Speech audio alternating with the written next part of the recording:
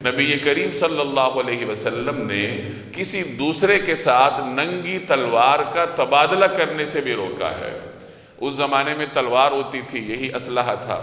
اور تلوار عام طور پر نیام میں ہوتی تھی، اس کا ایک کور ہوتا تھا جس میں اس کو ڈھانکا جاتا تھا۔ تو کور کے بغیر ننگی تلوار کسی کو دینے سے، اس کا تبادلہ کرنے سے نبی کریم صلی اللہ علیہ وسلم نے روکا کہ جب کسی کو ننگی تلوار دی جائے گی، تیز دھار تلوار، اس کے ہاتھ میں آپ پکڑانے کی کوشش کریں گے تو عین ممکن ہے کہ اس کو زخم لگ جائے، تو اس کو کور میں ہونا چاہیے، اس کو ڈھانپی ہوئی حالت میں ہونا چاہیے۔